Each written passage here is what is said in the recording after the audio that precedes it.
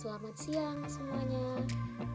Hari ini kami akan melakukan sebuah presentasi mengenai inventarisasi sarana dan prasarana. Presentasi kali ini akan dibawakan oleh kelompok 3 dengan anggota kelompok Musyarafah Ulfa, Kurota Yunisa, dan Ulfatun Hasanah. Pertama, saya akan menjelaskan pengertian dari inventarisasi itu sendiri. Menurut bahasa Latin, inventarisasi berasal dari kata inventarium yang berarti daftar barang-barang, bahan, dan sebagainya. Menurut Kamus Besar Bahasa Indonesia, inventarisasi berarti pencatatan atau pendaftaran barang-barang. Selain itu, ada pengertian inventarisasi menurut beberapa ahli yang artinya kurang lebih sama, yaitu pencatatan atau pendaftaran maupun pendataan barang-barang milik perusahaan ataupun milik negara.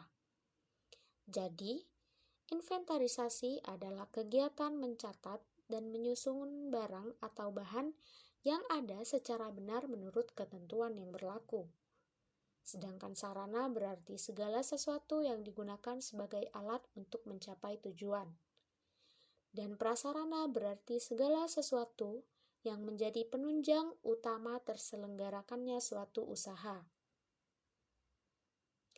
Nah, di sini dapat disimpulkan, pengertian inventarisasi sarana dan prasarana adalah suatu proses penghitungan, pencatatan, penggolongan, pengklasifikasian, pengkodean terhadap barang atau sarana prasarana yang dimuat dalam suatu daftar. Selanjutnya ada tujuan inventarisasi sarana dan prasarana. Secara umum, inventarisasi dilakukan dalam rangka usaha penyempurnaan pengurusan dan pengawasan yang efektif terhadap sarana dan prasarana yang dimiliki oleh suatu perusahaan. Secara khusus, inventarisasi dilakukan dengan tujuan-tujuan sebagai berikut. Yang pertama, untuk menjaga dan menciptakan tertib administrasi sarana dan prasarana yang dimiliki oleh suatu perusahaan. Yang kedua, untuk menghemat keuangan perusahaan, baik dalam pengadaan maupun untuk pemeliharaan dan penghapusan sarana dan prasarana perusahaan. Yang ketiga, sebagai bahan atau pedoman untuk menghitung kekayaan suatu perusahaan dalam bentuk material yang dapat dinilai dengan uang. Dan yang terakhir, untuk memudahkan pengawasan dan pengendalian sarana dan prasarana yang dimiliki oleh suatu perusahaan. Manfaat inventarisasi adalah menyediakan data dan informasi dalam rangka menentukan kebutuhan dan menyusun rencana kebutuhan barang. Kedua, memberikan data dan informasi untuk dijadikan bahan atau pedoman dalam pengarahan pengadaan barang. Yang ketiga, memberikan data dan informasi untuk dijadikan bahan atau pedoman dalam penyaluran barang. Yang keempat, memberikan data dan informasi dalam menentukan keadaan barang, seperti barang yang sudah tua atau barang yang rusak dan lain sebagainya, sebagai dasar untuk penghapusan barang inventarisasi tersebut. Yang terakhir, memberikan data dan informasi dalam rangka memudahkan pengawasan dan pengendalian barang. Selanjutnya adalah langkah-langkah inventarisasi. Yang pertama, menyiapkan lembar hasil opnam barang inventaris. Yang kedua, menyiapkan buku induk barang inventaris. Yang ketiga, menyiapkan buku golongan barang inventaris. Yang keempat, menyiapkan kode klasifikasi barang inventaris. Kelima, menyiapkan daftar kode akuntan pengguna barang. Yang terakhir, menyiapkan daftar kode wilayah. Berikutnya merupakan buku inventarisasi sarana dan prasarana, yaitu buku induk barang inventaris, yang merupakan buku tempat mencatat semua barang inventaris yang sudah dimiliki. Nah, Gambar tersebut merupakan contoh format yang terdapat dalam buku induk barang inventaris. Yang kedua, buku golongan barang inventaris. Buku golongan barang inventaris adalah buku pembantu tempat mencatat barang-barang inventaris menurut golongan yang telah ditentukan. Gambar tersebut merupakan contoh format dalam buku golongan barang inventaris. Yang terakhir, buku catatan barang non-inventaris. Buku catatan ini merupakan tempat mencatat semua barang non-inventaris yang dimiliki. Gambar tersebut merupakan contoh dari format buku barang non-inventaris.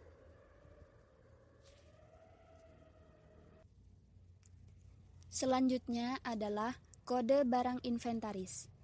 Kode barang inventaris bertujuan sebagai penggolongan barang inventaris agar mudah dicari, mudah untuk dicatat, dan mudah untuk ditemukan serta menjadi lebih efisien.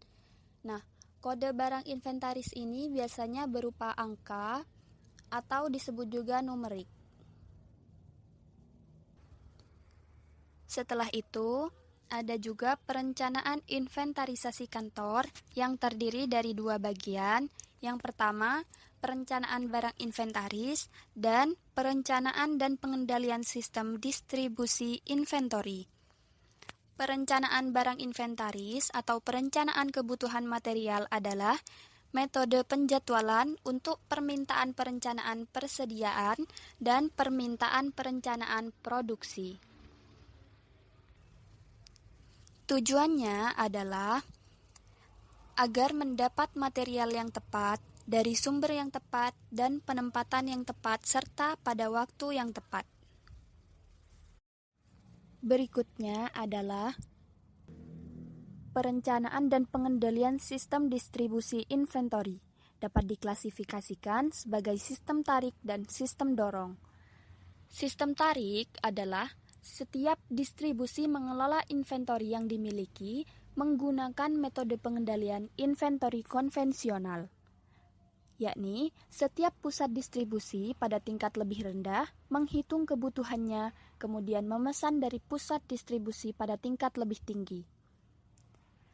Kemudian sistem dorong terdesentralisasi atau sistem dorong melakukan pengendalian terpusat dari jaringan distribusi dengan menggunakan data yang diperoleh dari field stocking points.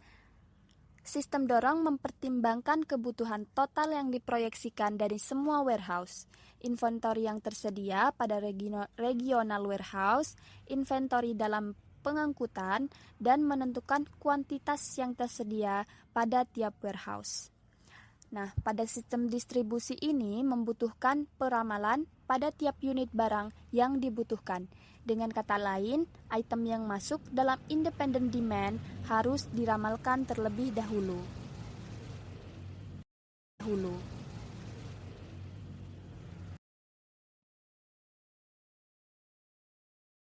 Klasifikasi barang inventaris. Klasifikasi barang inventaris dibagi menjadi dua. 1. Barang habis pakai. 2. Barang tetap.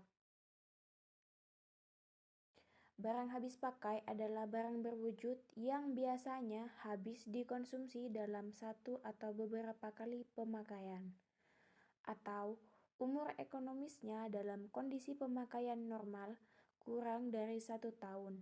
Contoh barang habis pakai yaitu kertas, tinta, kapur tulis, gula, sabun, dan lain-lain. Barang tetap. Barang tetap adalah barang-barang yang umur pakai atau teknisnya lebih dari 1 tahun. Barang ini bisa bertahan lama dengan banyak sekali pemakaian ataupun umur ekonomisnya untuk pemakaian normal adalah 1 tahun atau lebih. Contoh barang tahan lama antara lain meja, kursi, papan tulis, dan lain-lain. Prinsip inventarisasi sarana dan prasarana. 1. Semua alat atau perlengkapan harus disimpan di tempat yang bebas dari faktor-faktor perusak. 2. Tempat penyimpanan yang mudah dijangkau. 3. Semua penyimpanan harus diinventarisasi menurut ketentuan. 4. Inventarisasi harus dilakukan secara berkala. Yang terakhir, faktor pendukung dan faktor penghambat kegiatan inventarisasi sarana dan prasarana. Faktor pendukung 1. Pengelolaan. Pengelolaan yang terkomputerisasi dapat ditingkatkan sehingga dapat mendukung dalam pengelolaan dan pelaporan yang efektif dan efisien. 2. Pengawasan. Pengawasan yang baik terhadap barang inventarisasi merupakan usaha untuk menjaga dan memanfaatkan barang sebaik mungkin. Faktor penghambat. 1. Faktor sumber daya manusia baik secara kualitas maupun kuantitas. 2. Anggaran yang dialokasikan minim. 3. Sistem pemberian sanksi yang belum tegas. Sampai di sini presentasi kali ini.